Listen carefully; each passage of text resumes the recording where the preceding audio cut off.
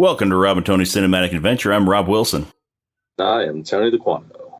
So, Tony, this time we are doing one of my favorite movies of all time. And I think one of your favorites. Yeah. I was going to say one of my favorite movies, too. One of the few that I would probably say frame for frame is just about as perfect as you can get.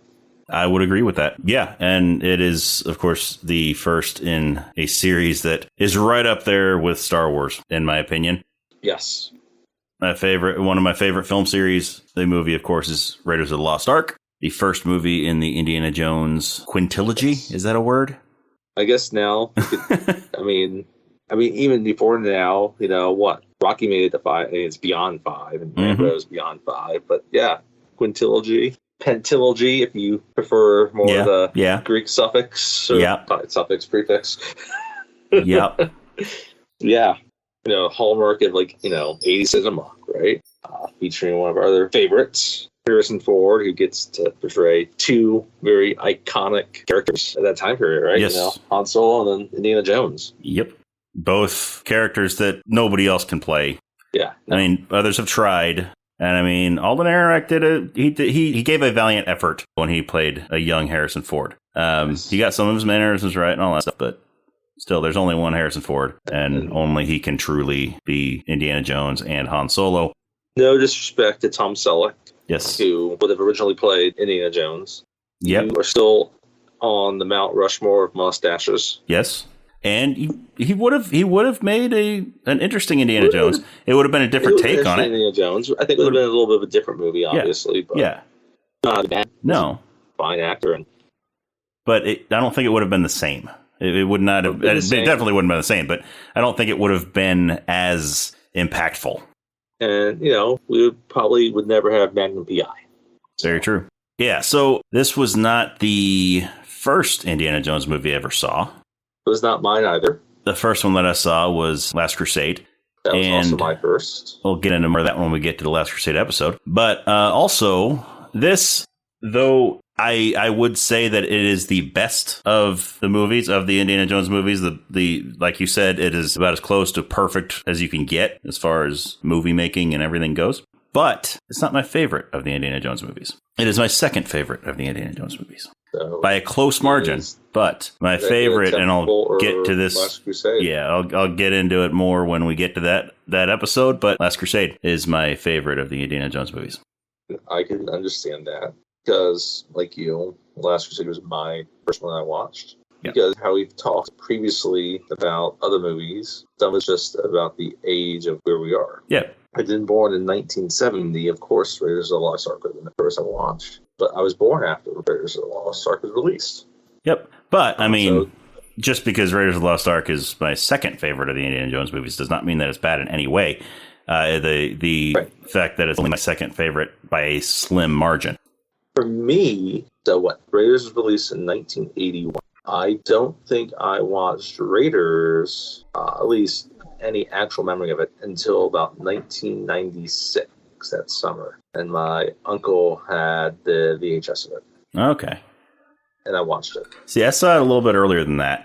And so I think, for a while there, took me a few more viewings for Raiders to leapfrog Last Crusade as my favorite. And we'll get in, but we can get into the Last Crusade. But there's a lot of, Last Crusade hold a probably a more special place in my heart than Raiders. Again, we'll get into that when we get to the Last Crusade. So, yeah. So it was, I was probably 12, I think, when I first saw Raiders. Okay. And I enjoyed it. I was... when I first watched it. When I first saw Raiders, I was probably 8 or 9. Okay. I think. Yeah, makes sense. Because Temple of Doom was 85. Yeah. Crusade was 89. I mean, it wasn't long after I saw Last Crusade that I saw Raiders. I saw both of them when I was about 8 or 9 or so. No. I saw them both. It was 6 or 7. Yeah. I was 6 or 7 when I saw them both. But I saw Raiders after I saw Last Crusade by probably a couple of months or so. So, on the topic of that, I think we should address that this is probably the first Steven Spielberg movie that we've done. And so, obviously, I think. It's not the first indie movie we watched. It's not the first Spielberg movie I watched. But, it was 1981, and Spielberg was kind of now at his height. It was 6 years after Jaws, which made him a superstar, right? But yeah, kind of the king, kind of escapist entertainment. We'll get a little bit more into what inspired him shortly. But at that time, he's actually pretty young when this came out. He would have been born in 1945, I think, mid-40s. So he was 35, 36 years old making this movie. But kind of one of the last of the new Hollywood directors, which, by the way, William Friedkin passed away earlier today when we are recording this episode. My favorite directors, The Exorcist and French Connection and The Conversation. Yes, I saw that. I saw that today, that he passed away. After even Jurassic Park, which will be a movie we will do at a future date too, because that was 1993. I remember seeing that in theaters. And I think it was even after I watched Jaws. I'd seen Jaws on TV. So... And, I guess I kind of bring this up just because his purpose of Raiders, including producer George Lucas, was to help recreate a lot of the serials that they watched growing up. Yes. And Lucas, as we discussed with Star Wars, he was attempting to do that, kind of with some of the sci-fi serials, right? And there's still kind of like that Western cowboy aspect to them. And you get that kind of going with Indiana Jones also. So as I was saying, we had, of course, as kind of the space opera escapist from the childhood, and now you kind of have like the adventurer swashbuckling with Indiana Jones. And Lucas is obviously producer, and Spielberg, they both had kind of the same upbringing of loving those Saturday morning serials. And the movie I haven't even seen yet, as I talk about Spielberg's most recent, kind of I guess you could say, autobiographical or semi with the Fabelmans, right? Mm-hmm. His kid gets inspired by the cinema that he watches. So, Raiders is a good example of that. And so, yeah, I think we said I had seen Crusade, Jaws, Jurassic Park, and I think that was it, right? That was from Spielberg. So it's probably the fourth or fifth Spielberg movie, and this time, it's watching on VHS, and at that point you kind of hear about him being kind of that big escapist, fun director. And it's a little different when you kind of have a little bit of background on the characters. Indy's a little bit different than, say, Star Wars or Back to the Future, other trilogies that we've done, right? Where you don't necessarily need to have seen like the first one, right? Or if you've seen the third one first, you're not that confused, right? Or it doesn't really give away anything about the first one itself. So that's my experience, with it. I have that background of Spielberg, and then watching it there with the VHS. Yeah, I mean, like I said, I saw it when I was about 6, so I didn't really understand who Spielberg was and what movies he had made before and everything. I just loved it because it was a swashbuckling adventure that just kind of sucks you in. Right. I think that's the thing. It sucks you in. I think both, give credit to both Spielberg and Lucas on this. I think they kind of understand that type of movie, obviously, is to kind of pull in the adults and the kids with it, capture the kids and make them wow. But then you're also giving the adults what they want with it as well. Yeah, I mean, when I was... fun, escapist movie, but with characters that you like. When I was in first grade, my friends and I, at recess, would run around and play Indiana Jones. Yeah, I mean, why not? But yeah, I mean, I saw these movies before I saw Star Wars. So it has been a part of my life from an early age. And that's part of the reason why it's one of my favorite film series of all time, but also it's just one of the best film series of all time. I mean, even the worst Indiana Jones movie is still better than the best of a lot of other movies, a lot of other series. And it's easy to kind of lose sight of this in certain very iconic movie scenes that you just know. Like, you may not have even seen it, it's from that movie. And for me, like, especially when you're a kid, sometimes, even, as you get a little bit older, you have certain movies that are like that. And this, Indiana Jones is one of them. Whether it be, we can talk about a few of them, we'll get more later as we hit those scenes, the snakes, the boulder, the idol, right? Yeah. I mean, the all iconic scenes, just call like snapshots. I mean, right? Raiders has quite possibly the best opening sequence of any movie. It is terrific. it. We'll get into the other movies. They try to, they definitely call it at least that type of opening sequence within the other movies, but it's hard to top. Yeah, I mean, not only does it have the best of any of the Indiana Jones movies, but it's just got the best opening sequence of just about any movie just in general. I just from the beginning, like, I try to put my mindset, if they are 10, 12, 14 years old, 1981, or even 20 years old, watching this movie, like, oh yeah, it's got Han Solo, but that's the thing. Yes, it's the same actor, but you don't, when Indy's on screen, you don't think Han Solo. Just like in Star Wars, you don't think Indiana Jones. Harrison Ford is able to play both characters as, separate characters. That one. Steven Spielberg, they got the Jaws and Close Encounters of the Third Kind. He directed it. Oh yeah, George Lucas produced it. And it's funny because like now, so many of the big event movies are all part of like franchises, right? Yeah. And this is the first of a franchise, right? A completely new character.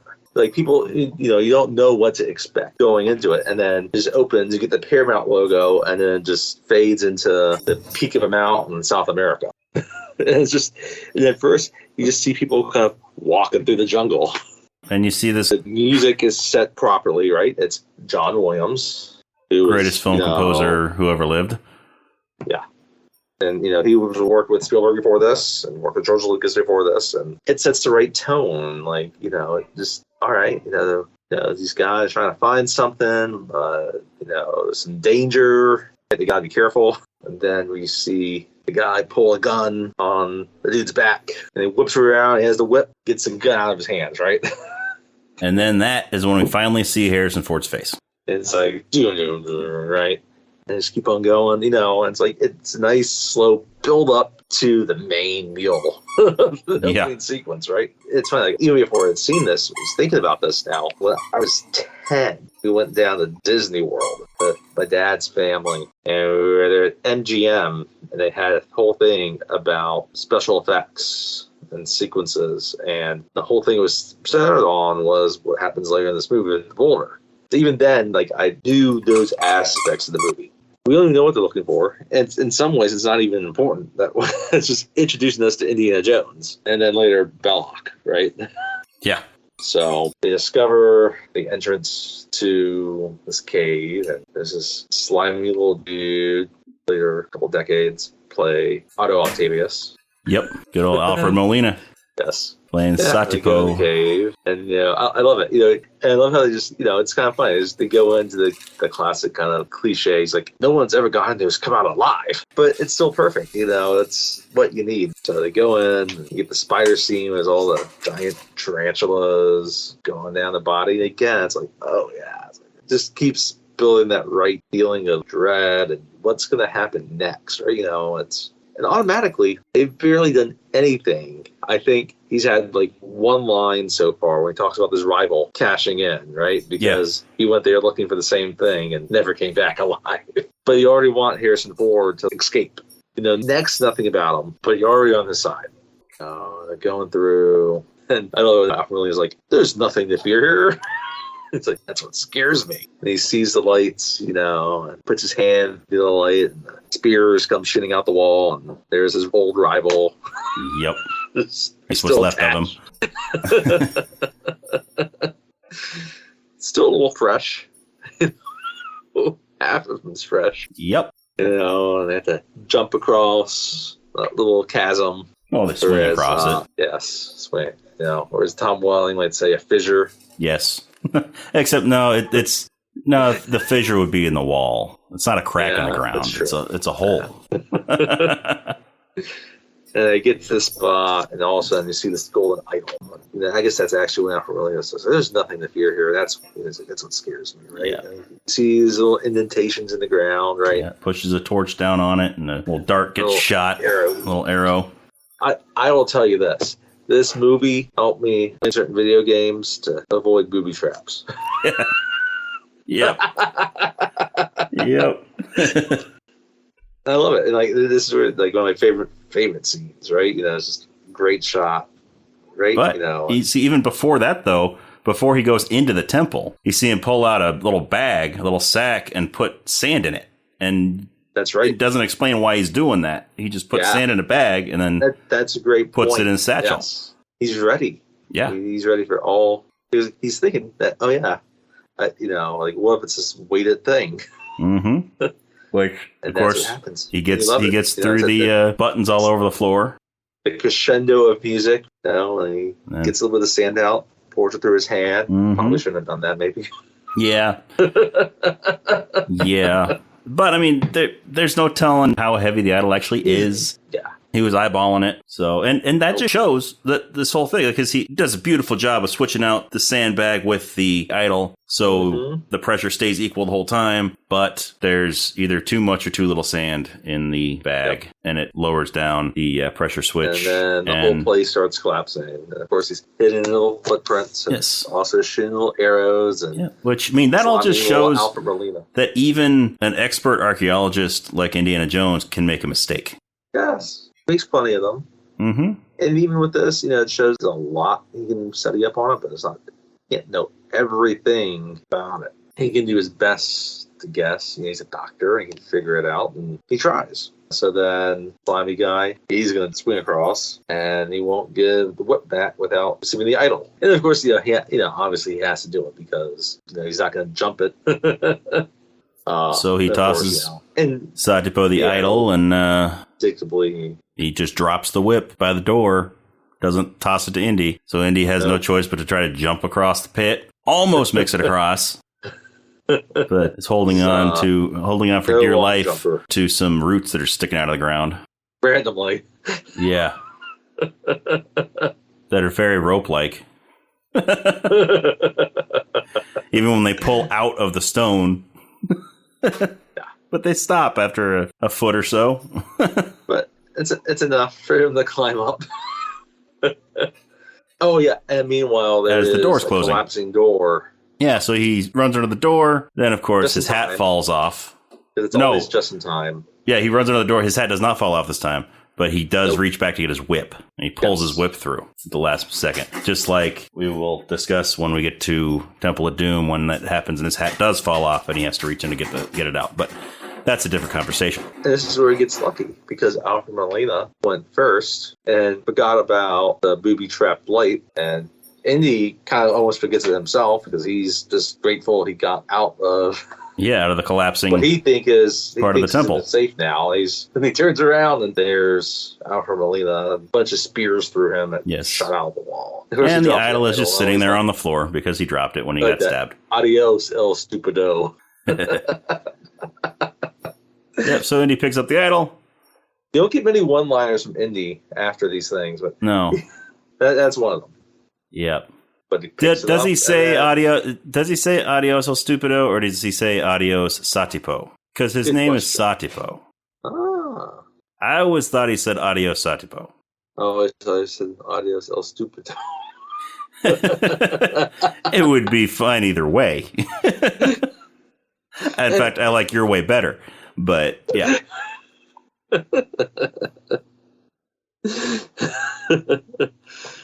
But after that, that's when then he springs the trap for the giant boulder he's got to escape from. The giant boulder that, yes, in the Indiana Jones Stunt Spectacular was, I remember seeing that thing in first grade. We went down to Disney World. And that's what it was called. MGM Studios, I can't remember the name of it. We went to that. Anyway. Yeah, it was the Indiana Jones Stunt Spectacular. And it was that sequence and then also the plane later. Yes. But in the Stunt Spectacular, Indy did not outrun the boulder. He dropped down into a little crevice in the ground, or as Tom Welling would call it, a fissure. And the boulder rolled over him. Then he popped back up. Yeah. And I have, so my, the trivia company that my friend and I own and run, Brothers Brew Trivia, if any of our listeners are wanting to, if you own an establishment that you think you would like to do trivia nights at, Brothers Brew Trivia. But anyway, enough plugging my other stuff. But no, so we'll do general trivias and also just different topics and stuff. And a couple years ago, we did an Indiana Jones one. And a lot of times when we do a topic, I like to wear some item of clothing that has to do with whatever the topic is. So like if it's Star Wars, I wear a Star Wars shirt. If it's, stuff like that. And so I didn't have any, like I could have, worn a fedora or something like that, but I didn't want to get that fancy with it. But I didn't have any like Indiana Jones t-shirts. Gotcha. So I looked online and I found this one that I ended up buying and wearing it that night. It's got like a cartoon version of Indy running, looking behind him, and right behind him is an anthropomorphized boulder just chasing him with arms and legs. Just chasing him. Looks like a big meatball. But it's great.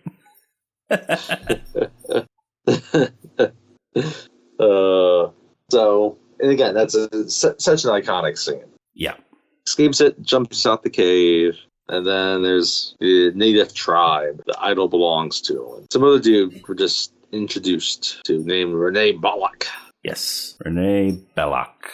And, you can already tell, like, they have history, and they all like each other. And I guess it's not so much that Belloc doesn't like Indy. Indy doesn't like him because he's not a reputable person. No, he's in it all for the money. Indy's in it for the historical significance of the items that he's collecting. Yes. So he can take them to museums and have the world be able to experience history. They speak in English. Too bad they don't know you the way I do. And he's like, well, you could warn them if you could speak Avitos. Yes, which so. I'm sure Indy speaks Avitos. He speaks like every other language. He's a very fast learner when it comes to languages. we see that in Temple of Doom. So that's for the next episode. Yep. Hands over the idol and hands over his gun. Then as they're worshiping the idol, he takes the opportunity to escape. Yep. And he's running while all the natives are chasing him and shooting their blowguns at him. Darts at him. Yeah. And he's running because he's got his pilot in the nearby river, Jock. It's never clear if he's saying Jock or Jacques. It's spelled Jock, Jock. Right. I could see it being more of that French pronunciation. But it's not a French guy. The guy that tried to shoot him earlier was, they had obviously killed him because he had about 100 poison darts in his back. Yes. Yes. He got out of the cave. That actor shows up later. Yes. It's a different character. Vic Tablian. He shows up as a different character later that we'll get to. But yeah, so he yells to Jock to start the engines on the plane. Jock is fishing, has to throw his fishing pole in the water. I love that. I've always loved that. He's just casually fishing. And he just caught a fish, he knows this is a potentially dangerous operation. Yes.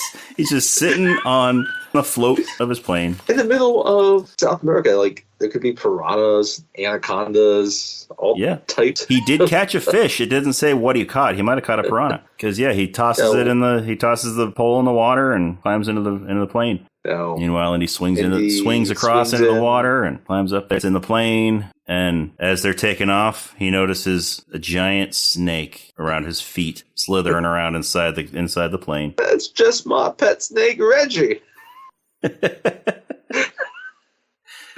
And that's when we learn that Indiana Jones hates snakes. Yes. It's like the first piece of characterization that you get from him in dialogue. And, come on, show a little backbone. They fly off, and then we discover, he's a professor. Yeah. So before we get into that, so I've been over the last few weeks have been watching The Adventures of Young Indiana Jones. I remember when that first aired back in, I think it was 92. I saw the first episode, but back then it was called The Young Indiana Jones Chronicles, and from the original airing, like since then, they've changed it around a little bit. It used to be, most of the episodes were bookended by an older Indiana Jones who would come in and sort of tell a story about his life when he was a kid. Okay. And it wasn't Harrison Ford. I think it was George Hall. I think that was his name, the actor's name. But anyway, so then it would sort of, in flashback form, show the story of, when he was a kid. Typically, half the episode would be when he was a little kid, like 9 or 10 years old. The second half of the episode would be when he's like 16 or so, 16, 17. But after the original airing of it, when it was finally released on home video, on DVD, they changed it to The Adventures of Young Indiana Jones and basically took out all of the bookends with old Indy. And they basically cut up the episodes. Each of the episodes is like an hour and a half long. So it's like a little mini movie. but they cut them up to where and piece them together to where all the little kid indie stuff is all together in chronological order, and then the older teenage indie stuff is after that in chronological order. So it's basically, rather than cutting back and forth between young indie, old indie, or young indie, teenage indie, it's just they put it all together so it's easier to follow chronologically. And so that is actually like the original Young Indiana Jones Chronicles. All of the old indie stuff is not canon in the official Indiana Jones canon, but all of the actual like episodic stuff is. So now like what you find on Disney Plus is the Adventures of Young Indiana Jones, where that's all canon because it doesn't have the old indie stuff in there and it's put in chronological order. But all that's to say it's actually a very edutaining show because it was created to be edutainment, entertainment that also educates. Yes. So it's very edutaining, but no, it's a good show. I highly recommend watching it, especially if you want to learn about more of Indy's past and his history. Okay. But it shows in there how quickly he learns languages, because on in the first episode, he follows his father, who, of course, in Last Crusade is brilliantly played by Sean Connery. But the guy that they have playing his dad in the show he could be a young Sean Connery. Yeah, he definitely tries to sound like him. He has some of the same mannerisms and some of the same speech patterns. So he goes on a worldwide lecturing tour. He's going to different universities all over the world. Okay. And the first place they go is in Egypt. And that is where young Indy meets Lawrence of Arabia. And it's Lawrence of Arabia, or T.E. Lawrence, who he calls Ned, because that's what he asks him to call him, where he tells him that the most important thing when you visit a new country is learn the language. So that's sort of how Indy that makes sense. Has learned so many languages throughout his life. Every time he visits somewhere new, the first thing he does is learn the language. And that's also where he gets his desire to become an archaeologist when he grows up. That makes sense. But anyway, then there's also stuff that explains certain things that happen in the other movies that we can get to if I feel like discussing that part of it when we get to those movies. But yeah, it's a very edutaining show. Okay. Yeah, like I think I've probably watched a couple at some point, but yeah, I don't really remember it. No, or remember them, I should say. Yeah, I remember watching the first episode when it first aired on TV, but that's the only one that I saw back then. Yeah, I might check it out. Be interesting. Yeah, I've heard pretty good things about it. But now, as you said, back to Raiders. When now we're back at Marshall College as an archaeology professor now, where his classes are in demand mostly by the young females because he is Harrison Ford, and they find him attractive. And one of them has "Love You" written on her eyelids, so when she closes her eyes, he sees it. No, he's teaching his class, and then she does that, and he's looking at it, and it kind of throws him off guard. Denholm Elliott kind of sneak into the room a little bit, and then he ends class, and and then the one kid, the guy that gives him an apple, the guy that gives an apple. So there's some theories that I've heard about this kid. All right, so we got to remember this is 1936. Yes, right. This movie takes place in 1936. So I've heard a theory that the kid that gives him an apple is gay. Because he's the only one in the class that gives him the apple. So all the girls are swooning over him, as they would, because he's Harrison Ford. And so this kid probably doesn't know what to do because he's a gay kid in 1936. And so he awkwardly gives him an apple on the way out. I don't know. I mean, the people who came up with that theory are probably reading way too much into it. But yeah, that's a little bit revisionist. But he does awkwardly put the apple down. Anyway. And then Marcus Brody steals his apple. I know. He steals Indy's apple. And he talks about how he had it. Yeah. A few other pieces that the museum would buy. And while he's eating his apple, talks about how these two guys in the government want to speak with him. Yeah, so they go and meet with them. And one is, of course, William Hootkins, who plays Porkins in Star Wars. Jack Porkins. The very non-offensive name for a fat character. The fat X-Wing pilot who, according to Star Wars, the background on the character, his nickname was Piggy. So it wasn't enough that his last name was Porkins, but his nickname was Piggy. Piggy. And I don't know this. I don't know if this is a. Yep, that's another famous Piggy. But But yeah, so I don't know if this is a coincidence or if because he played Porkins in another movie that came out before this one. But William Hootkin's character's name is Major Eaton. Yes. So he's a chubby guy with the name Eaton. Like, does he just have that written in his contract? You know, any movie he makes, like, let's make some allusions that I'm back. You know?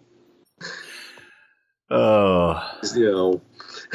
And I mean, even his real name, William Hootkins, just sounds like, you know, you don't really think of a skinny guy named Hootkins.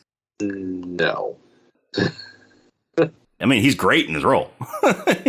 He's great. But, interesting. Yeah. So, I'm sorry. I was just trying to get more into Eaton, but I found some other stuff on Jock, who apparently had previously been a stunt pilot, and apparently relocated to Venezuela after a flight-related tragedy. So it's the character Jock. Yes, the character Jock. Okay. Not the actor. Yeah. Fred Sorensen. But yeah. There's Brody and Gobbler. That would have been a good name for him too, but that's not. Anyway, What's the name of the old dude? The old dude that tells them what Army the intelligence dude. Oh, Army intelligence dude. I think you're talking about the guy that tells them what the headpiece says. No. Is that one Colonel Musgrove? Musgrove, yeah, that's him. Don Fellows. But yeah, you know, it's fine. Yeah, they look like your kind of typical. Yeah, your 30s government people. Yeah. Kind of intimidating, but not that intimidating, but still intimidating somehow. Yeah. Even though, like, somehow they probably know about 75 ways to murder you and dump your body somewhere without any evidence. Yeah, I mean, we did mention Tom Selleck is on the Mount Rushmore of mustaches, but, I mean, William Hootkins has a pretty impressive stash, too. Yes. I don't know that he's Mount Rushmore worthy, but he's at least worthy of honorable mention. There he is, yeah. He can really grow a beard, too. He sadly passed away. I'm looking at that now in 2005. Yeah, I think I remember when that happened. He was in a movie called Valentino. His name was Fatty. It must be in his contract. A movie called Hanover Street. Beef. It must be in his contract that he's got to have a name that references his corpulence. Anyway, Don Fellows. Here's Don Fellows, who also sadly passed away. But they come to them, and they're talking about how Hitler is going nuts over finding all these occult objects. They want to know about Indy's connection with his kind of mentor, Abner Ravenwood. Trained him, Abner Ravenwood, because he's been mentioned in this telegram they intercepted from the Nazis, looking for something called the Staff of Ra. It's the Staff of Ra. Again, as we talked about being historically inaccurate, there are things about this movie that are biblically inaccurate. Oh, by the way, before we continue, we didn't say this already, but you should know, spoiler alert, we're going to be talking about the beginning, middle, and end of this movie. We've already talked about the beginning of it, but if you don't want any more spoilers, then pause the podcast, watch the movie, and then come back and listen. If you don't mind spoilers, keep on listening. Anyway, continue. I guess you could say biblically and historically inaccurate here, because, you know, as mentioned, Staff of Ra, and then we learned from Indy that the headpiece, the Staff of Ra, is supposed to help locate the resting place of the Lost Ark. But if you know your Bible, whether you're religious or not, you would know that Jeremiah hid the Ark when the Babylonians were coming in to finally take out the Israelites in Jerusalem. And so, no, there would be no actual kind of record of there being any way to find it, discover the Ark, because Jeremiah took it out, put it in a place so that the Babylonians couldn't get it. Yep. So but if they followed true life history, then it's okay, kind of dealing with those liberties. Yeah. It makes for a good movie. If they followed actual historical events, then there would be no movie. So, and it's perfectly acceptable that Indy has up for them randomly in this giant book that he brought with him. Yeah. A picture of Israel using the Ark as a weapon. Now, I always thought that was a giant Bible, not just a giant history book or something. It looks like a giant Bible. It could be. I can buy that. An illuminated Bible. I always thought it was funny though when he says like, "Didn't you guys go to Sunday school?" Yeah. It's a movie that was filmed in 1981 where it's still fairly common, maybe not as common, but it's a movie that takes place in the 30s, and one of them's like 80 years old. You would think he might know a little bit about the Bible. Yeah. But, anyway. So as we discussed, interested in speaking with Indy's mentor, Dr. Ravenwood. He's working with the Nazis to try to locate the Ark of the Covenant. Well, Ravenwood's not working with the Nazis. They were looking for him. He's not. Yes. Now, the Army intelligence, they're thinking maybe he is. But as Marcus says, that's rubbish. Yeah. Ravenwood's no Nazi. They assure the G-men that Ravenwood is not working for the Nazis. And if you're not aware, we haven't seen Raiders. It's been a long time since we've seen Raiders, and you know what the Ark of the Covenant is. It's what held the 10 Commandments. Also, yes, after Noah brought them down from the mountain, after Moses brought them down from the mountain, yes, he put them in the Ark of the Covenant. And Noah was on a different mountain.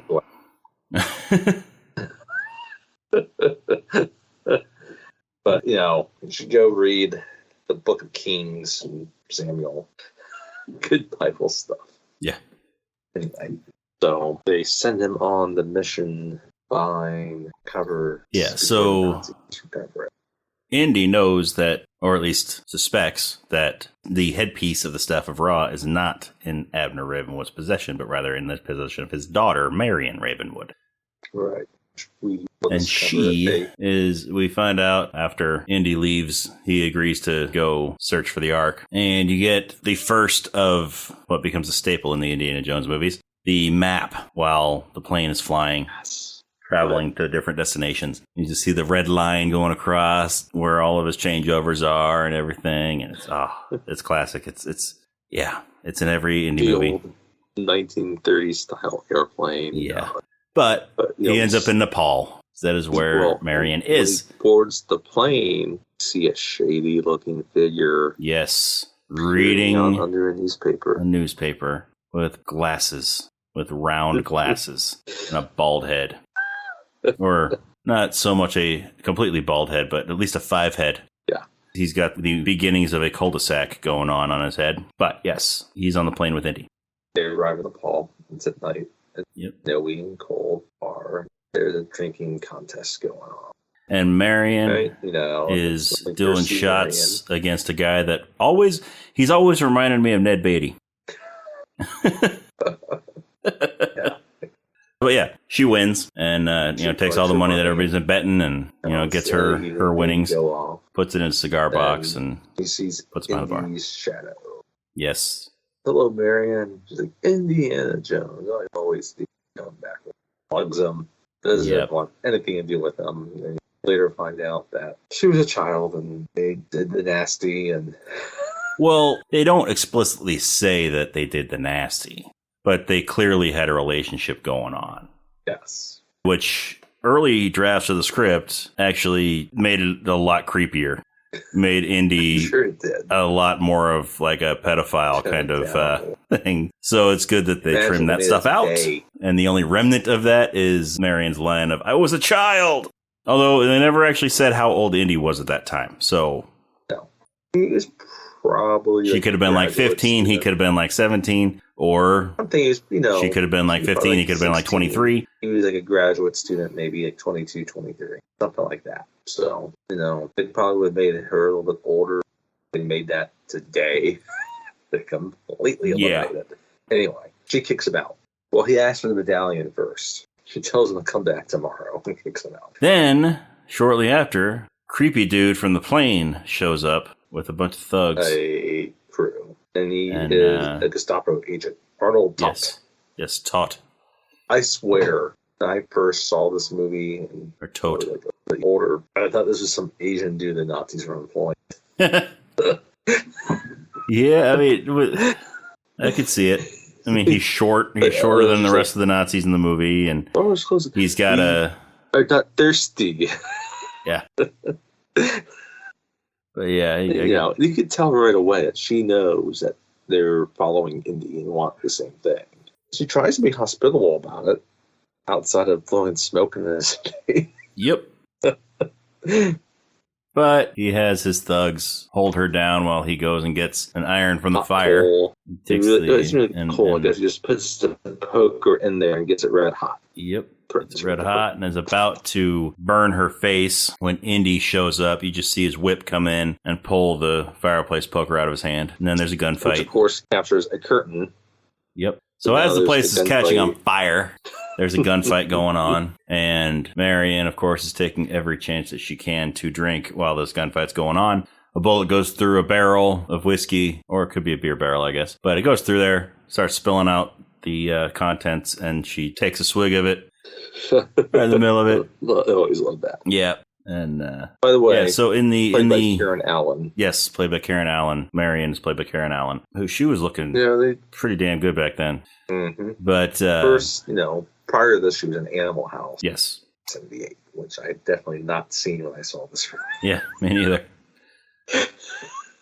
But yeah, so then looks like they're gonna get the best of Indy, right? They got his face to the bar, and he's like, whiskey. Yeah, yep, Takes a jack. yep. As the fire is coming, because Tote had lit the bar on fire, and it was racing its way toward Indy's face while he's being held down. So Marion's hiding behind the bar, and he just says, whiskey. She hands him a bottle of whiskey, smashes it over the guy's head, and then gets out of the way just in time before the fire comes flying across right where his head was. And he gets helped by the other guy, and then Todd's like, shoot Dumbo. The other guy's like, oh. Yep. He's about to shoot him. Indy closes his eyes and you hear a gunshot, and it's Marion behind the guy who shot the guy that was told to shoot both of them and saved Indy's Meanwhile, life. Todd then sees the medallion. Yes. And it's in the fire. It's in the fire. So he reaches out and grabs it and burns his hand, Home Alone style, runs out, dunks his hand in the snow. I guess Chris Columbus, he wants that. It's like, I gotta put that in. Yep. That's what I Macaulay Culkin. So I guess it would be Joe Pesci doing it Raider style. When he's the only one of them left, they've killed all the henchmen. I'm your partner. Well, they have a little fight first. She says, I guess they escape and they just what's Top doing during all of that? Yeah, I get he burned the hell out of his hand. Yeah, but it's kind of important. He dropped after he burned his hand. He dropped the medallion before he ran out. Yes. And Marion grabbed a little piece of cloth, a rag, and picked it up with that so she wouldn't burn her hand. No, he has no other injuries. He just kind of lets them go. Yeah. I mean, Tote probably just ran off after burning his hand. This is, the weak ass little Nazi that he is. So yeah. You can say that about Nazis. It's okay. You can say that they're weak ass little bitches, without offending anybody. One of the few, but played by Ronald Lacey. That's kind of what I like about a set of indie movies is most of the villains, the actors aren't that recognizable. They're kind of just character actors. Yeah. They play them well. They get into it. Yeah, some are unassuming at first. Others are just menacing to start with.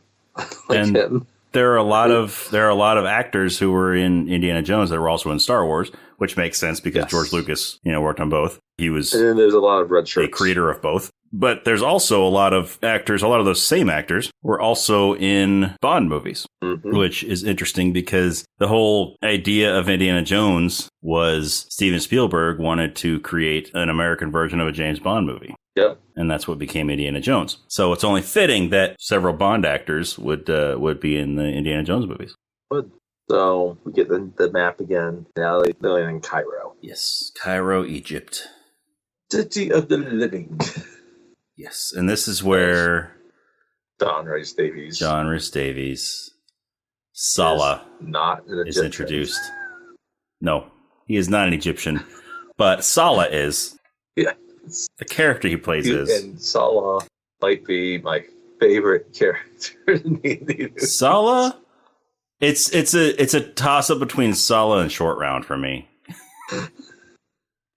I mean, I don't know. I think Short Round might have the edge on, best sidekick just because he's in more of the movie. with him, and he has a little bit more to do than Sala does. Yeah. But Sala has plenty to do in this movie. In this one and in Last Crusade, he's got quite a bit to do. We meet him at his house. We meet his family. And it's interesting because, like, Sala, if you watch Last Crusade first, you meet Sala. Now, if you watch Raiders after it, you get more of the character reveal. Yes. It's like, oh, he's a family man. How nice. Yeah, the only reference to his family you get in Last Crusade is when his brother-in-law's car gets blown up. His brother-in-law's car gets blown up. And he mentions that car belonged to my brother-in-law. He's a little bit more pure comic relief in Last Crusade. Yes. He's comic relief here too, but not. Yeah, but he's still a more serious role in this one than he is in Last Crusade. Because Indy knew that Nazis would hire the best digger. And Sala is the best digger in Egypt. So Sala gets Indy in touch with an old shaman who... he reveals that they've been digging the room where you're supposed to put the staff. Yes, they found the map room. They have a headpiece. They found the map room because, they have a headpiece, and they're digging in Tanis. Okay, they're digging in Tanis.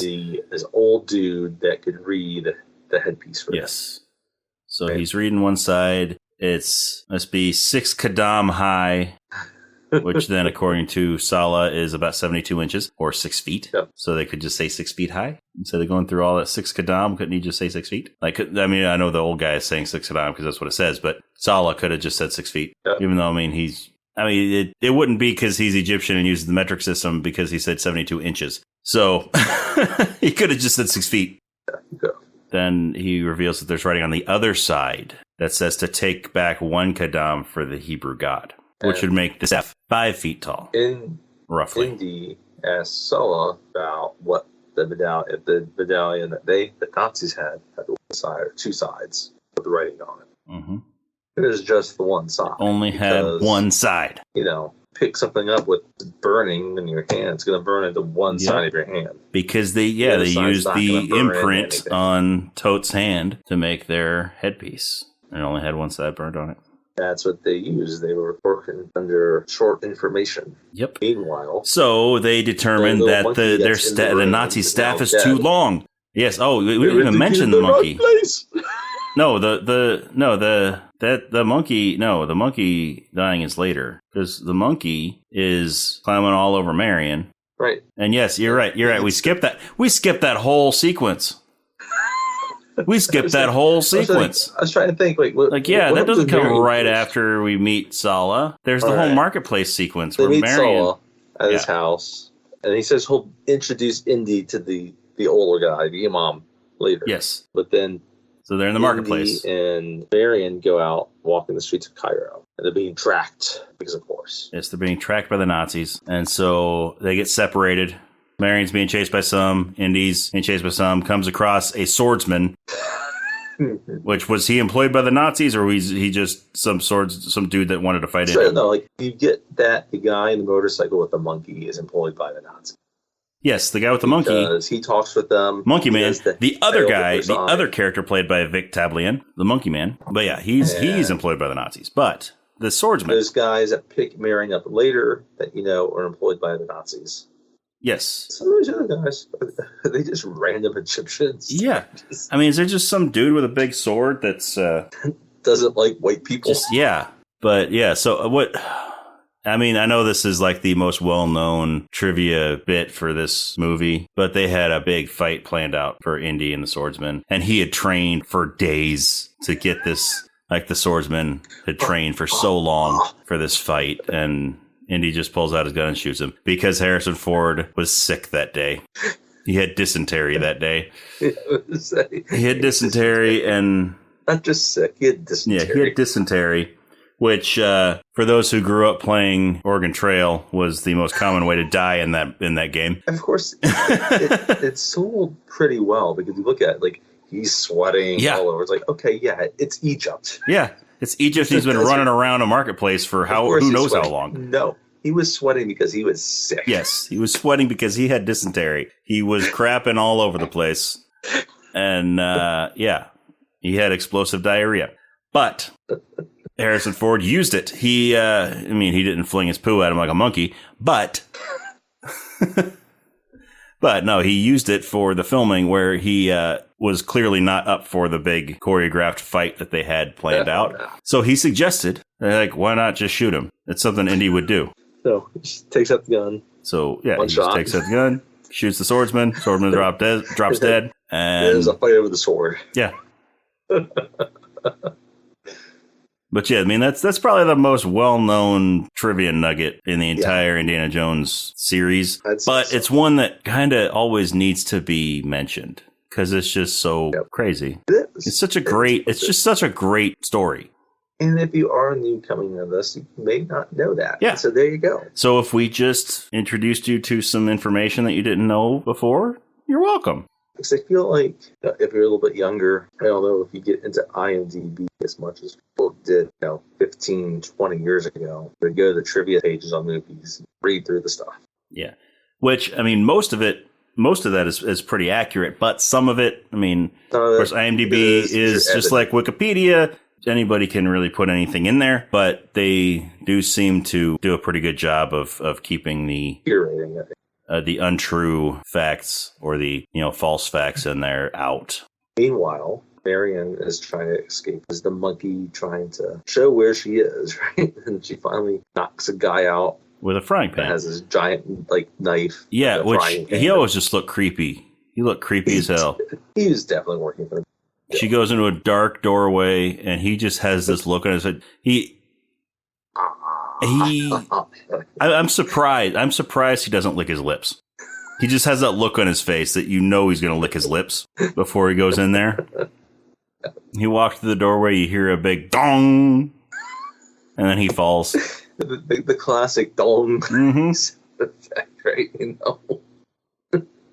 Yep. The work of Ben Burt, the wonderful sound mixer. She pulls him in. Who did the sound for this? Then she has to jump into a basket, and the monkey gives her away. And so the Nazis pick up the basket, put her in the back of a truck full of explosives, because sure, there's just a truck full of explosives, and they're in the middle of the street. Meanwhile, Indy just shot a swordsman in the middle of the street and is running, sees that Marion is in a basket, and he's trying to catch up to her, but there's a big crowd, and everybody's carrying baskets. Right. So he's running around, and he's throwing baskets off of people's shoulders and off their heads and stuff, and it's all just a bunch of dirty laundry. Or clean laundry. But by the time he throws it off there, it's dirty because it gets all over the dirty ground. But still, by the time he catches up to the truck with the basket in it that Marion had climbed into, the truck he just goes and makes a sharp turn, falls over. He tries to, he shoots out like a tire, falls over. Shoots out the tire, truck falls over because it's trying to turn, and it has a very high center of gravity and falls and blows up as soon as it hits the ground. And the next shot is Indy sitting at a table at a restaurant with a glass of whiskey. With a monkey. Yes, with the monkey on his shoulder. The monkey that Marion loved so much. Even though it was selling them out. Yes. And then, even though the monkey was working for the Nazis. Yep. It even did a Nazi salute. That's when some Nazis come up, ask Indy to follow them, and then we see Belloc. First, yes, that's right, yeah. The Nazis take him to Belloc. They talk, and Belloc talks about a pocket watch where, $10 at a vendor, at a local vendor, but if you bury it in the desert for 1,000 years, it becomes priceless. He tries to tell Indy that the two of them are really not that different. This is where you kind of see, Belloc doesn't really dislike Indy. He gets in his way sometimes. But, but you can see, Indy knows the type of person that Belloc would hang out with, like Nazis. Yes. But, I mean, we'll get into more of this when we get into Temple of Doom. But Belloc is so Indy and Belloc are kind of two sides of the same coin. Yes. So Belloc is very much, a little more extreme, but still very much like Indy was at the beginning of Temple of Doom, where it's all fortune and glory. So it's just a few choices that they made, Indy's experience in Temple of Doom that helped him realize how important these historical objects are that he's going after, and how there's more to archaeology than just trying to make money and be famous. Yes, because so many people get into archaeology to make money. Yes. Yes, there are so many billionaire archaeologists out there. There might be billionaires that kind of as a hobby. Yeah. Where they hire the actual archaeologists. Yes, and then tag along. But, yeah. Anyway, so we're talking, and then, you can see the Nazis are going to try to kill Indy. But then, Uncle Indy, come back home. Yep. Salah's kids come and rescue him. He's already heard about Marion. But that's when he brings him to the imam, and that's as we're talking about. Yes, and then that's where discovering it. Meanwhile, the monkey has followed them. He's eating dates, and now yes, because so Salah's son has just put a bowl of dates out. Yes, the dates, yeah, and out on the counter, and Salah and Indy were going to eat some, and while they were out of the room, Monkey Man comes in and pours poison on the dates, poison over it, and then leaves real quick before the son comes to get the bowl to take out to Salah and Indy. The son sees that the door is open. Like, that's weird. And he closes it. Like, yep. Then takes the bowl, puts it on the table out there. Indy picks up a date while he's talking. After they realize that Nazis didn't have the right measurement. Yep, and their staff is too long. Throws it up in the air. And Salah reaches out and catches it before Indy can eat it. Then tells Indy, bad dates. And it pans over and shows the monkey who had just eaten one of the dates dead on the floor. See the hand circle. Like, hats off. Like, bad date. Like, the perfect line reading. Yes. Salah's got some great lines. There's the best line in any movie ever is coming up. You wouldn't think bad dates would be like a memorable movie line. Yeah. But bad dates. It's all in the delivery. Yeah. So from here, now they have to go to the dig site and go to the map room. Yep. So Indy disguises himself. He doesn't go there in his leather jacket and fedora. He disguises himself as an Arab, and they go to the map room. He takes their staff down there, which is too long, by the way. Yes. It's supposed to be about 5 feet tall. The staff is taller than Indy, and Harrison Ford is roughly 6 feet tall. No, that staff was about 7 feet tall. Yeah, that staff was like 7 feet tall, but it looks more dramatic for the movie. But it's done well because, again, we talk about John Williams again. It gets a good crescendo going on it. And the sun comes in, so it's coming through. And when it hits the little jewel that's in the headpiece, it goes, Pew! Shoots a little laser beam. Get back into the sound mixing. A light beam down to the place where the Ark. Perfect combination there of the score, sound mixing and editing, and visual effects. Yes. Yeah. Just all terrific technical stuff kind of line up together in a scene that's there's this huge action set pieces in this movie. This is not one of them. No, but it's not a huge action set piece, but it is a very dramatic scene. It's dramatic because of everything. It's it lines up really well. And then he gets down, makes his measurements to know where he needs to dig, and he breaks the staff. Yep. So they don't have the right height anymore. Yeah, breaks the staff so nobody can try to use it. Solo's been kind of commandeered by the Nazis to take care of their people, but he has to rush back and doesn't.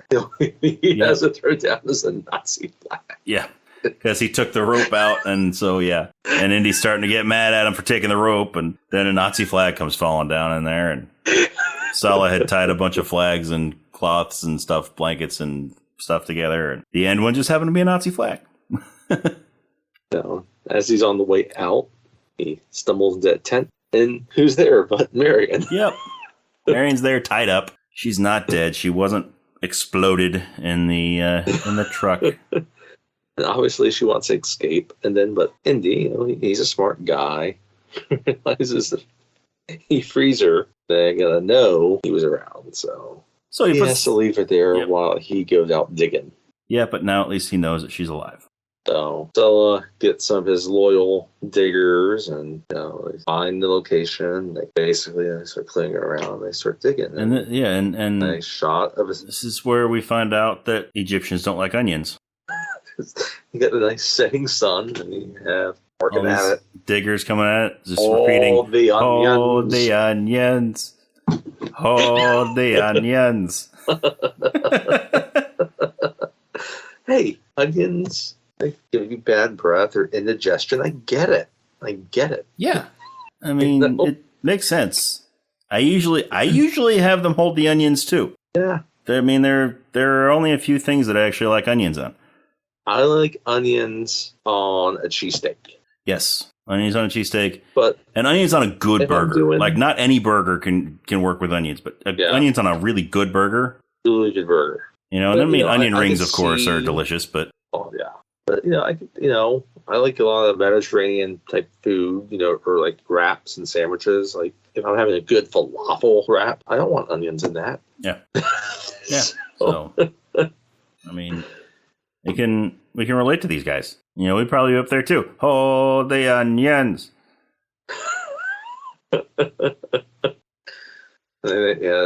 Digging. I mean, was one of them going on a food run or something? Hey. Going to get them some dinner? Because, the sun was setting. It was about dinner time. And they've been working all afternoon. Mm-hmm. They're doing heavy work. Yeah, so maybe one of them was going to get them some food. That's a lot of calorie expenditure there. Yeah, one was going on a dinner run, and so all of them were telling him to hold the onions. So it makes perfect sense. But yeah, so they find the outline of the stone that is covering the hole in the ceiling of the Well of Souls. The Well of Souls. Move away. And they look down in there, hold a torch up to it. Well, the first thing he sees is like the dragons. Yes, the first thing he sees is the jackal head right there, the statue. Yeah. Then Sala asks why the floor moves. Give me a torch. He drops the torch down there, and then Indy looks down and he's like, snakes? Why does it have to be snakes? And then the greatest line in movie history. Sala looks down there, and all he says is, asps. Very dangerous. You go first.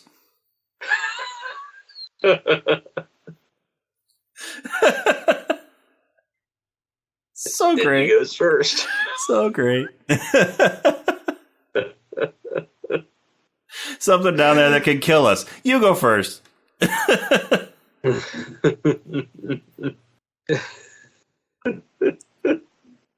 Lower Indy down. He kind of falls at the very end. Yeah, falls and lifts up his head, and right in front of him is a cobra.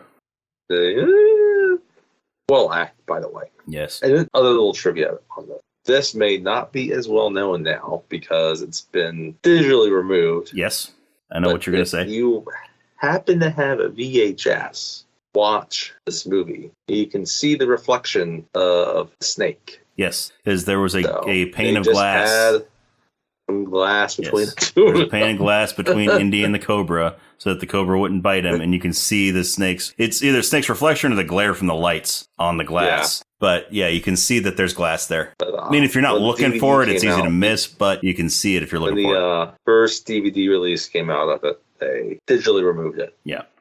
But if you happen to have a VHS copy of it and a VHS player, you can actually still see that. So, yeah. I always loved to after that when Indy asked Saul to come down. He's like, me? But yeah, so Sala comes down. They go to the stone structure that is housing the Ark. Yes. Which is interesting because, the movie makes it seem like some Egyptians decided to do this at some point. They weren't Jewish. Yeah. Anyway. So, but while they're bringing it back. While they're raising up the Ark from its resting place, in the hieroglyphics behind Indy's right shoulder, you see R2-D2 and C-3PO. When we get the Temple of Doom, there will be another reference to Star Wars, but we won't get into that. Yeah, we'll get into that when we get to Temple of Doom. But yeah, for now, R2-D2 and C-3PO are on the wall behind Indy's right shoulder. Correct. As he's lifting the Ark out of the stone box that it's in. Meanwhile, while all this is happening, as they're about to bring the Ark out, they're also back in the camp with the Nazis in Marion. Yes, so they get the Ark, put it in a crate, and have their guys raise it up. And then Sala goes up there. Or I guess this is the part where where Indy gets mad at Sala for pulling the rope up. Yeah. But yeah, this is the part, where Sala goes up, climbs up, then the rope comes up, and Indy gets mad at Sala, and then Belloc pops his head out there. And it's daytime. How long were they in there? It's daytime.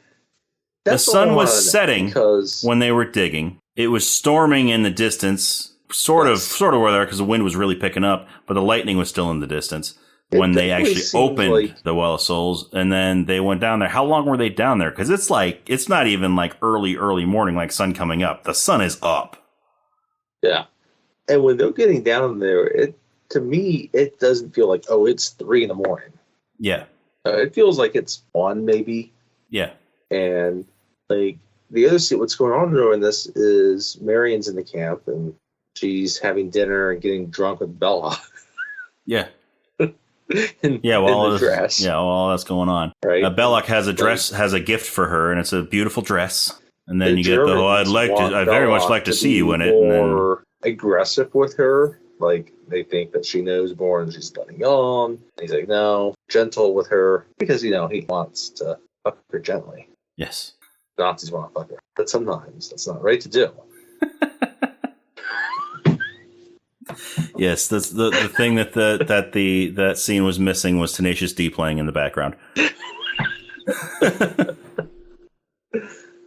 But then that's the thing about like all that's going on during the night, eating some dinner and getting drunk, and it's not long after that you see them talking together like it's 9 o'clock in the morning. Like it might be somewhere here, it might be somewhere there. Yeah. And then Belloc sees some people digging out in the distance, and it's like they know where they are. They get back, Sulla goes up, the rope comes down. He's like Sulla, and then Belloc's voice comes down. It's that things like what was once briefly yours is now mine. Trying to kind of rub salt in the wound a little bit, I guess. Yep. But then Gobler, I believe, is the Nazi that does it. Yes. Or is it Dietrich? Yeah. All those Nazis. Yeah, well, maybe it's Dietrich. I think it is. That then throws Marion down into the Well of Souls, much to Belloc's chagrin. That was supposed to be his prize, was Marion. Yeah. His other prize, I guess. So she's dangling. She grabs onto the jackal's mouth and is hanging on there for dear life. And then she lets go and he catches her. She's still angry at him because he left her in the tent where she was captured. Yep. And so Indy gives her a torch, tells her to wave it at anything that moves to try to keep the snakes away. And she sees his whip that's wrapped up on his belt. And she thinks it's a snake. Ends up burning Indy. And then his torch dies. Or is it her torch dies? And then he gives her his. I think his dies first and hers is starting to die. Yes. So his dies, and then he's trying to figure out a way out. And so he climbs up on the jackal. Through the wall. Yes, he sees snakes coming through the wall and figures he'll climb up on the jackal and try to knock it loose. Meanwhile, Marion's torch is going out. And it burns out just as Indy breaks the jackal loose, and it falls through the wall that the snakes were coming through. And there's a tunnel back there filled with corpses. Dead bodies. That I never got. So when Marion goes through there, and she's like in the middle of all the corpses, are they screaming? Or is that just wind blowing through the cracks in the walls? Or is that just sound effects? Because it's never quite clear. I've always wondered this too. Doesn't make any sense. Why have that there anyway? Yeah. So anyway, they get through there. There happens to be a single giant block that is not mortared into anything, and they can just push it out of the way, and they're outside. Didn't someone notice that in this entire dig site? Yeah. Can't we just go through here, and we don't have to go and like rappel down from the ceiling?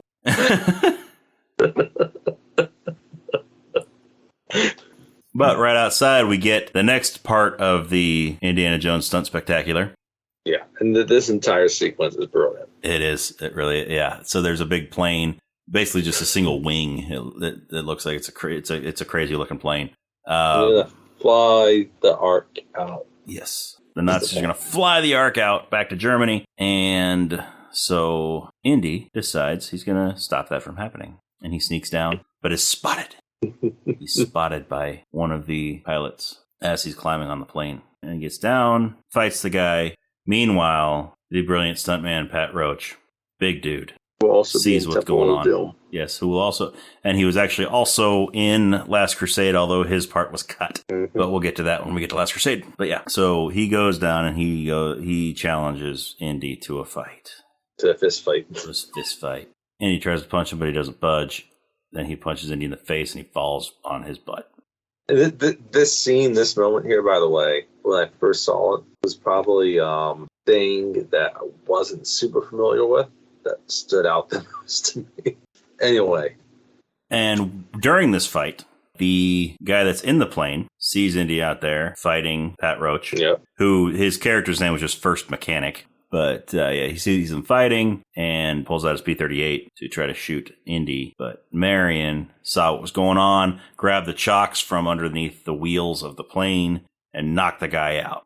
she ends up getting trapped in a cockpit. Yes. And the plane's kind of out of control now. Because the propellers have been going. And so without shocks, it starts spinning around in circles. And yeah, hits the fuel truck, spills fuel all over the runway or all over the area. And meanwhile, Indy is getting his ass kicked.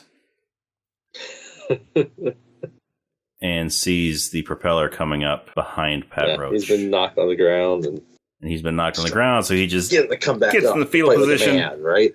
Yep. And then we just see blood splatter.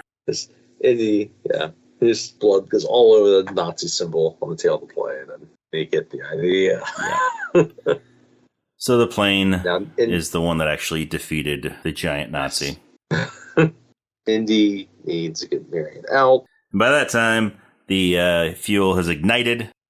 That was all over the place because there's an explosion because Marion was shooting the plane's gun at a truck that was going to shoot at them, and it blew up and it ignited the so the flaming Nazis ignited the fuel. If you haven't caught on, there's a lot of Nazis in this movie and a lot of Nazis die. Yes. And one of the most satisfying things about any of these movies is the sound of Indy punching a Nazi in the face. He does it a lot, and it is the most wonderful sound effect. I mean, it's right up there with the Wilhelm scream. I was going to say, it's right up there with the Wilhelm, which we'll get to very soon. Yes. So, it's just such a full, solid, just sound when Indy's fist hits a Nazi's stupid face. Oh. If you like Nazis, I'm sorry, but you can log off. Yeah, there are very few groups that we have no patience for, and Nazis are definitely one of those that we have no patience for. So, and I have no problem saying that if you're a Nazi, don't bother listening. But if you're not a Nazi and you enjoy watching Nazis get punched repeatedly, these are the movies for you. He's able to get Marion out of the cockpit, and they go off before the plane blows up. Of course, this is a massive explosion. But it's cool because they're running away from it, and it's one of those cool shots. You got the indie theme music. Yeah. It's all very well shot. Yes. do. Anyway. Yes. So the other Nazis are kind of just relaxing, and all of a sudden they see a massive explosion. Yep. And now they got to figure out a different way to get the Ark out of there. So they put it on a submarine. Well, not yet. Well, yes. They got to get it to the submarine. They got to get it to the submarine first. Yes. They run off because they still have the Ark, right? It hasn't been brought to the plane yet. And they see the plane's blowing up. So they got to move it. Yes. And so they put it in trucks. And they have a convoy going on. Instructs them where the truck is, right? Yes. One of my favorite line. It's like, my friends, I'm so glad you are not dead. Yes. Yes. Solo's got some great lines. But yeah, so they have it in a convoy of military trucks. And one of my favorite sequences in the movie. Yeah, no, absolutely. So, he gets on a horse and chases down this convoy. Chases down the truck that the Ark is in, climbs up the side of it, opens up the door, throws the passenger out, jumps in there, starts fighting with the driver. Driver shoots him in the shoulder or in the arm. It's like, oh, Indy just got shot. So Indy elbows him out of the truck. Elbows him out of the truck. Got a little Jeeps that are going side by side. All the dudes in the back of the truck. Drives off the road. Yeah. And all the dudes drives one off a cliff. And there's the Wilhelm.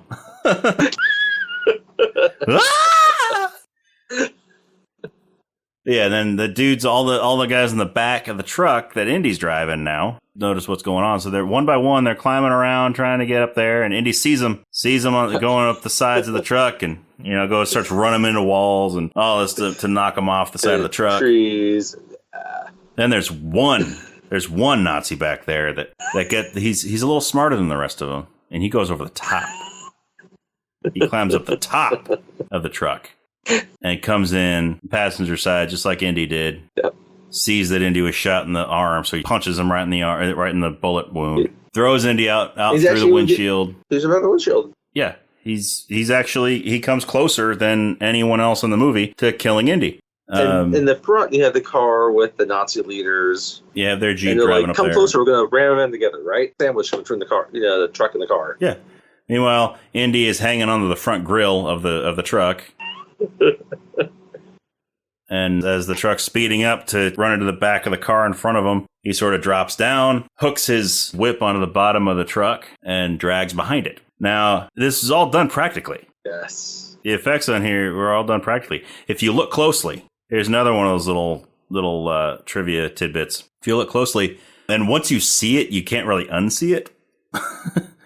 But there's actually a little trench underneath the truck on the road. And that's where he's inside that trench so he doesn't get run over. That's where they had the stunt guy for safety reasons when they were filming. But yeah, so as he's inching his way down toward the back of the truck, he's actually being dragged inside a little trench in the road.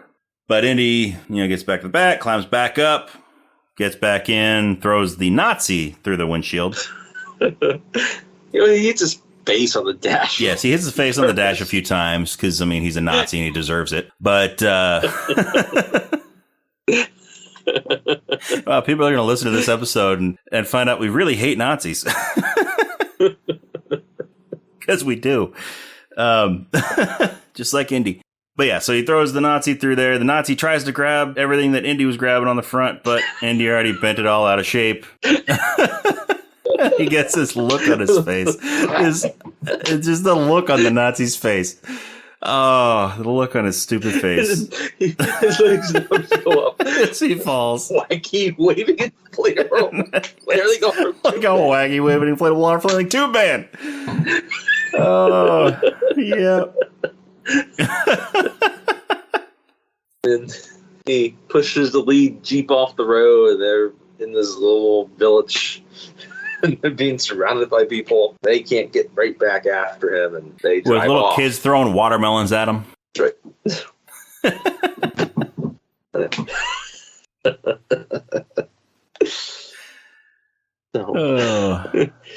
So yeah, so then meets back up with Sulla and Marion, and they now have a plan to get the Ark out on the sub. So while Indy was getting the Ark, Sulla made a deal with Captain Katanga of this ship, which is very similar to the Bond villain Kananga, the name. So gotta kind of wonder if there's any sort of connection there with Spielberg wanting to make a Bond movie. But yeah, so Indy and Marion are on the ship, or they're about to get on the ship. Katanga comes to talk to them, and Sulla says that these people are his family, to treat them right. So Katanga gives them his cabin. Yep. Then Marion gives a kiss to Sulla for his wife, his kids, and then for him. Yes. On the lips.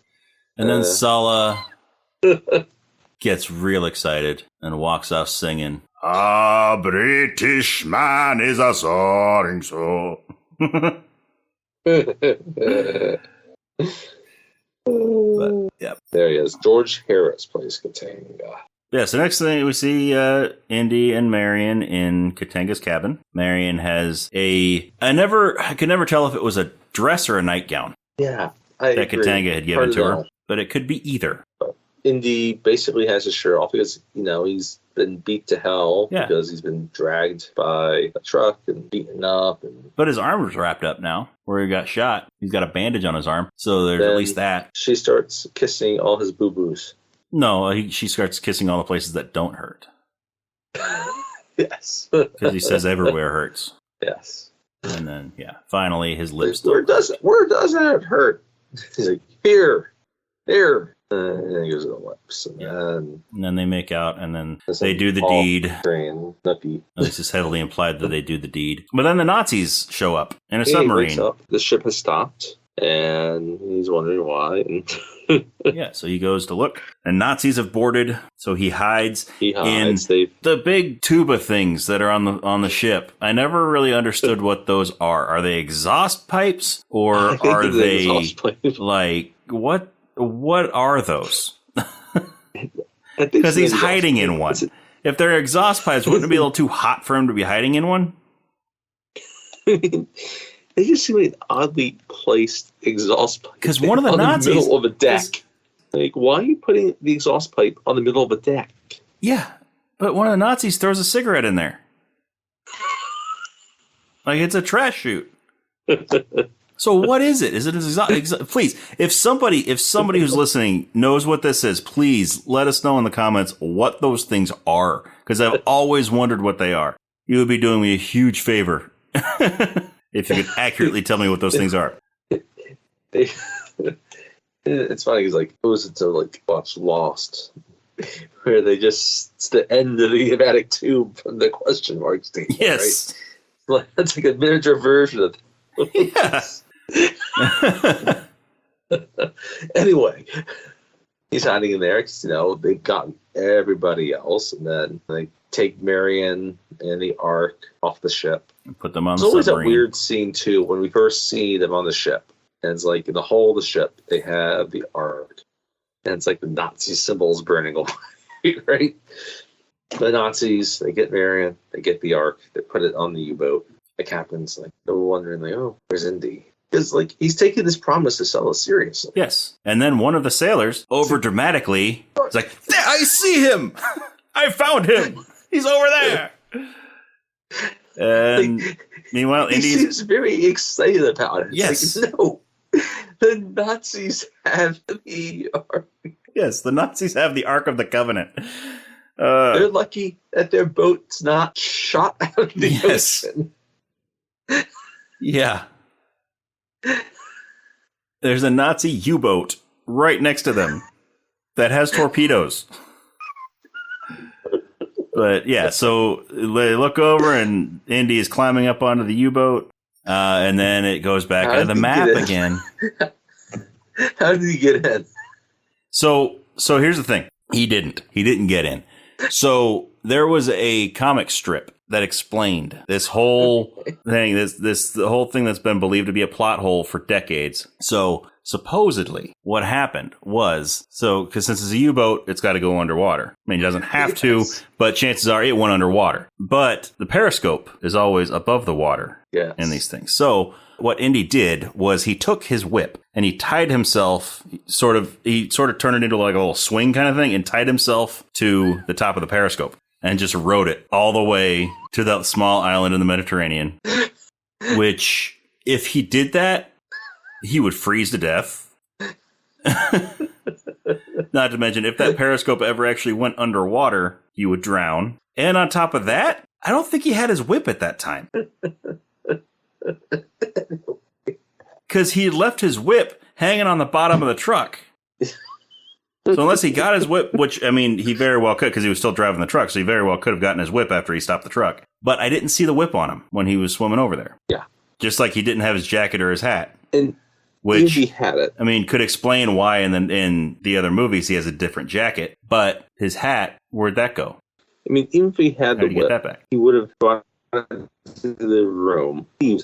I don't think he takes anything else but what he's wearing. Yeah. Now, maybe after the movie, he got back in touch with Katanga and got the rest of his stuff. But at the time that he's on the U-boat, I don't remember ever seeing him with his whip. No. So, I mean, he has to beat up a Nazi that's smaller than him for some like clothes, and I don't think there's a whip there either. Nope. So, anyway.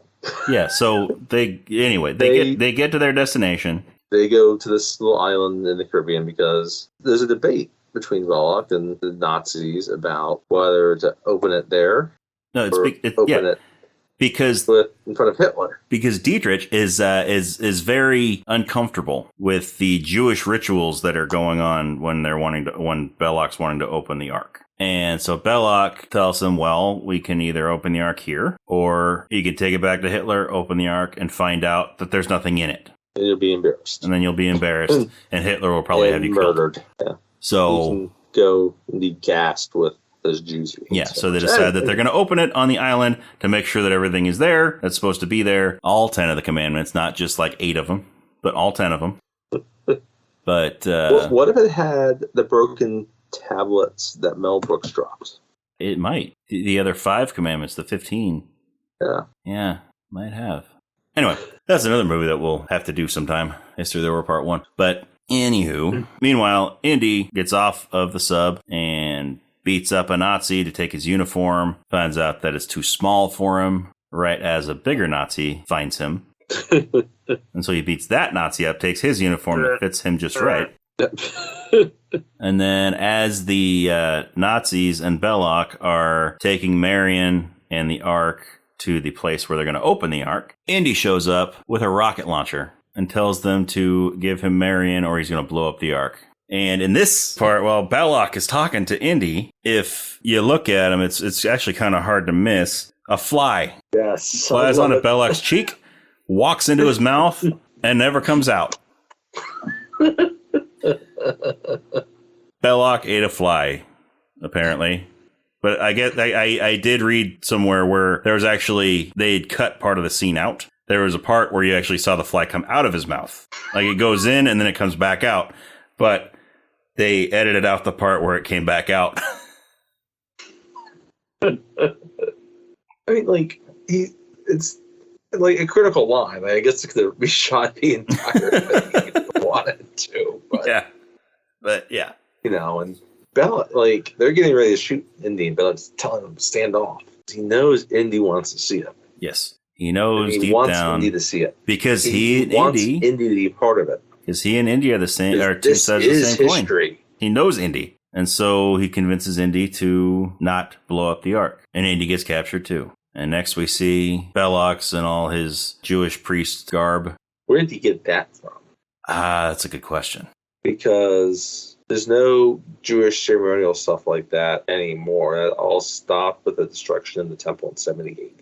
Yeah. Like the rabbis today, it's not really a thing. Maybe he had some made and was just carrying it around with him in his suitcase or something, like in case he came across the Ark. The tribe of Levi, like, it's not really an important thing anymore. Right?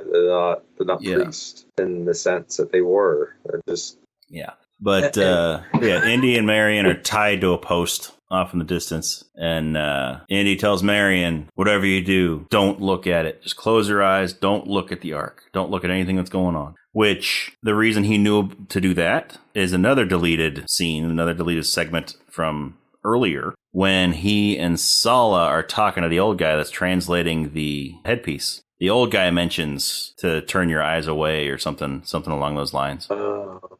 Yeah, you know what? I think I've seen that scene. It's been a long time. And so that's how Indy knows that they need to shut their eyes. And so the Nazis open the Ark, and there's just a bunch of dust and like granite dust and stuff like that in there, and sand. Yeah. Like Top just starts laughing. And then ghosts start showing up. Spirits start flying out of the Ark and everything. It's beautiful. Yeah. And then... And, you know, they don't look menacing at first. Nope. It's a weird scene because it's, like, not what I would necessarily expect. Yeah, so it's like this spirit of a beautiful woman comes up to Belloc and then just turns into this evil-looking, like, witch of a ghost kind of thing. Good way of saying it. And then, you know, lightning shoots from the Ark and kills all the Nazis that are in the crowd. Meanwhile, it's going between Tote and Dietrich and Belloc, and each of them has a different reaction to the Ark. You know, Tote's face melts. Dietrich's head implodes. And Belloc's head explodes. Which, that alone, the exploding head, got this movie an R rating. Because this was before, which we'll get into this part with Temple of Doom. But this is before the PG-13 rating was a thing. So it was either PG or R. Yep. And so it was R because of the exploding head. So they just took a little like wall of almost completely transparent fire and stuck it in front of the exploding head, and that got them the PG rating.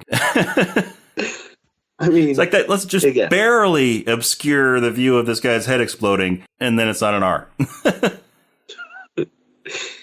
This is the strange thing about this, right? Well, we can get this in Temple of Doom also, but we'll go back to the movie picture, like Jaws, right? That's a PG movie. Yep.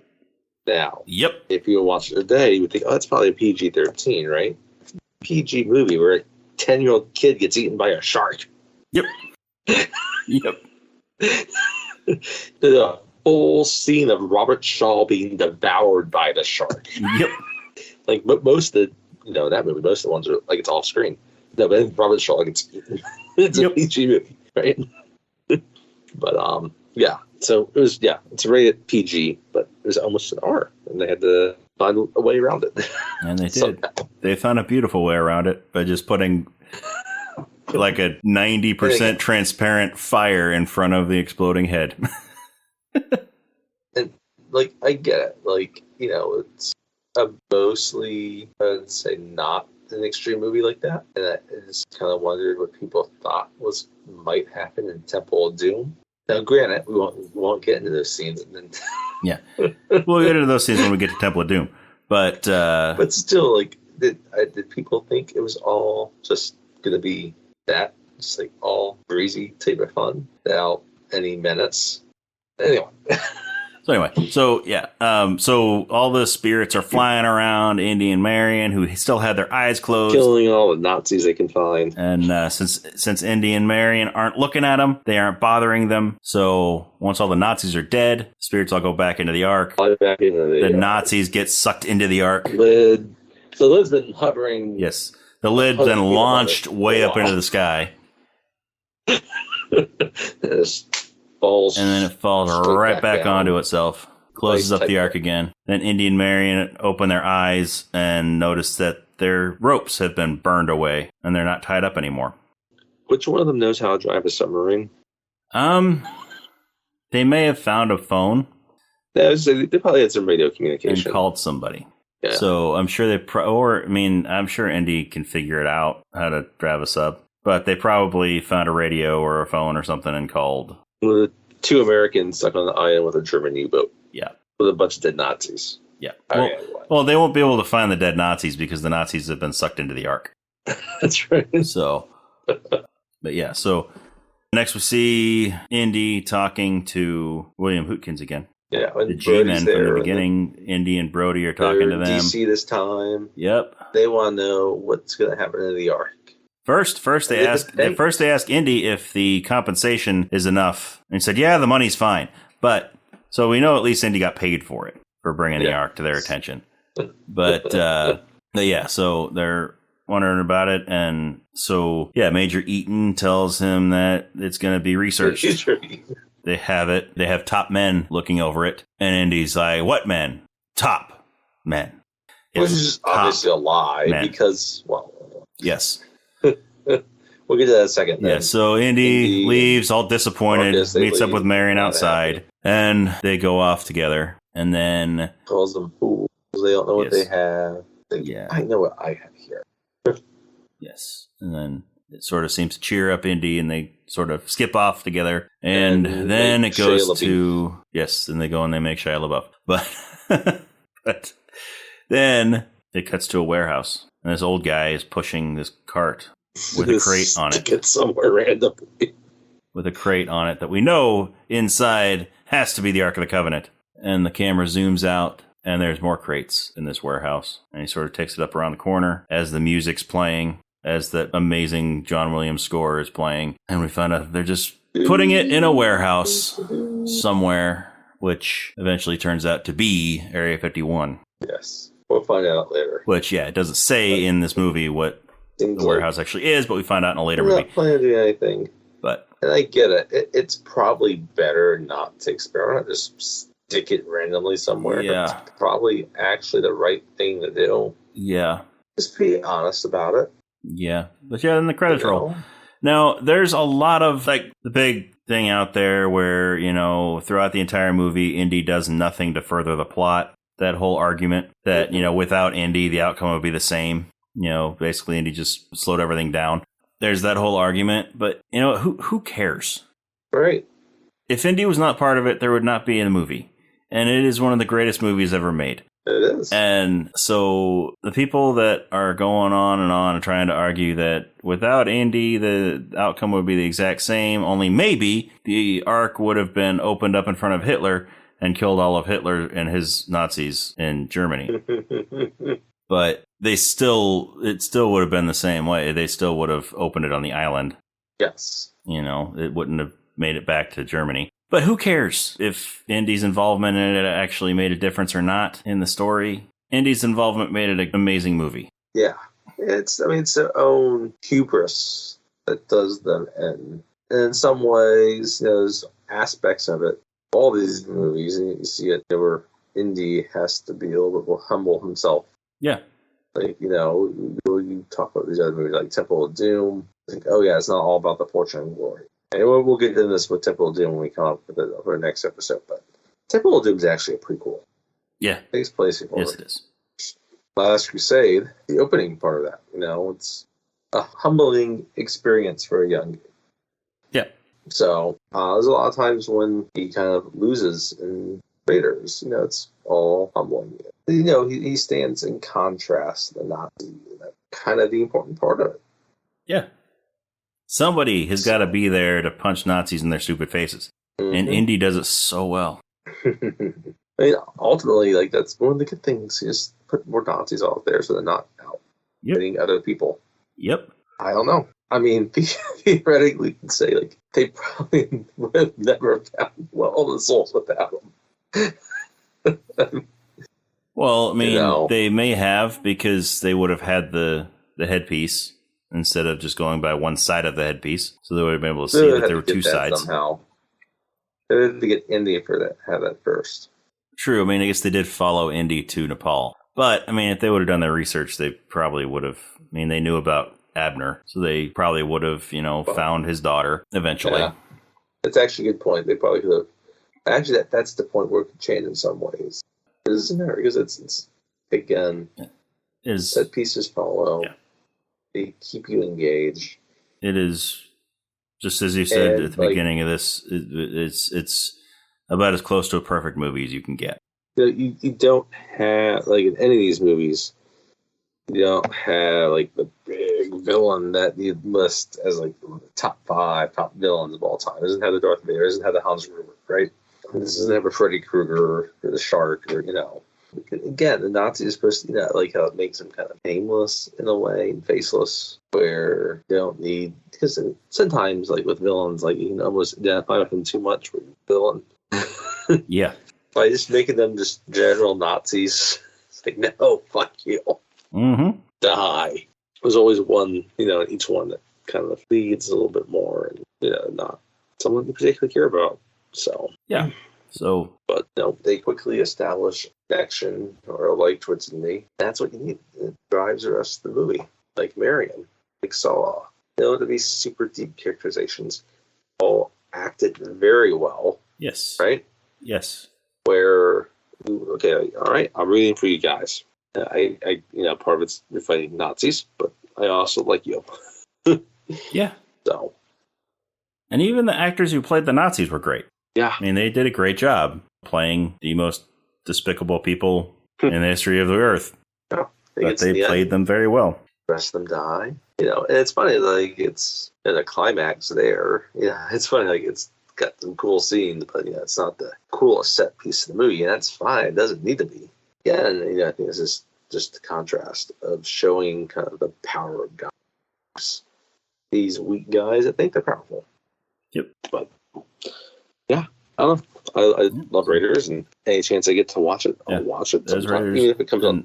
I don't randomly watch a lot of TV in the afternoon these days where I'm just channel surfing. Yeah, me neither. But yeah, usually if I'm watching something, I specifically put it on there because I'm streaming it. But yeah, if Raiders it's on, used to be one of those movies. If I was just gonna flip it through the channels and that was on, I'd watch Raiders. But certain movies like that. It's one of those movies that, any of the Indiana Jones movies, just like any of the Star Wars movies, it doesn't matter how many times I've seen it, I'm going to watch it again. It doesn't matter how recently I watched it, I'm going to watch it again. If it's on, I'm going to watch it. 4/5 the way through it. Yeah, you know what? I'm going to watch their faces melt off. Yeah. If all that's left was that last 5 minutes when the face melts, and I'm going to watch it. And that's the sign of an amazing movie. If you can watch it over and over and over, no matter how many times you've seen it, and it never gets old. It's a good movie. Yes. So, that is Raiders of the Lost Ark. Not Indiana Jones and the Raiders of the Lost Ark. Yeah, thank you. I wanted to bring this up when we first started. It is not Indiana Jones. Sorry. Well, now it's Kinda did that with one of the always labeled that now, DVD but sets. it's always been just Raiders of the Lost Ark, and that's the official title of it. They put Indiana Jones for Temple of Doom because it made sense to make sure people knew it was Indiana Jones. Yes. But since this was the first movie, it was just Raiders of the Lost Ark. Temple of Doom will be our next movie. So we're going to keep going through Indiana Jones. Yes, we are going to go through all 5 of the Indiana Jones movies. That's right, 5, including the newest one, Indiana Jones and the Dial of Destiny, which at the point of this recording is still in theaters. Yes. I am excited about Temple of Doom because I think it's a movie that's allowed itself to get reevaluated. Yes. I think there was a consensus for a while. It's too dark. And people start watching it again, have a new opinion on it. So I'm really eager to discuss it. Yes. Me too. It's another great movie. Fantastic movie. Yeah. It's memorable and it's done well. It lines in with this escapist idea Spielberg had. Yeah. Especially when he was making more of these movies. He's a little more serious now, which is fine. I get it. Lucas, they both escapism. Yeah, so I love these movies. Me too. Watch them. Me too. Yes. If you have not seen any of the Indiana Jones movies, because I know there are a few people out there that have not. I know a couple of them that have. I know a couple of people that have never seen an Indiana Jones movie, so I know they're out there. So if you have not ever seen an Indiana Jones movie, do yourself a favor and watch them. Yes, please do.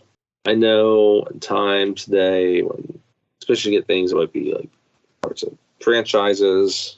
You might feel like, I don't know, because look at Marvel and it's so deep now, and DC and it's so deep, and you have so many different Batman movies and all these other things. Or Fast and the Furious is like a 12 or 13 movies by now. Yeah. Right? It's easy to get intimidated by it, but no, get Raiders. It's before all that franchise crap started. Yep. And it's also, just watch it. It's a movie that, yes, it'll benefit you to sit down and pay attention to the whole movie. But if you have it on the background, right? You can get other stuff done and have the movie on in the background and still enjoy it. Yeah. I mean, it's the thing. Now, if you've never seen it before, I don't recommend doing that just because you'll miss stuff.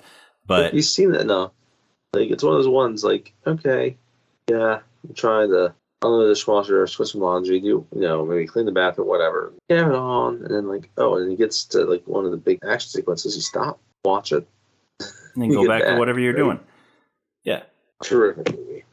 If you haven't seen, honestly, yes, absolutely fantastic if you're listening movie. To this, it probably has certain enough age that you should have had a chance to do it. But what are you doing? And if you don't own the movies, you don't know where to find them. They're all currently on Disney Plus. So if you have a Disney Plus subscription. Yes. You can get on there and watch them. And you can also George Lucas. watch, this is not, I don't get paid by Disney to, pimp their services, but on Disney Plus, you can also find The Adventures of Young Indiana Jones. So you can catch up on his past, on his childhood and his teenage years, if that interests you. But in the interim, please watch Temple of Doom because that's the one we're doing next. So join us. I have a strong stomach for it. Yes. So join us next time for Indiana Jones and the Temple of Doom. We will see you then.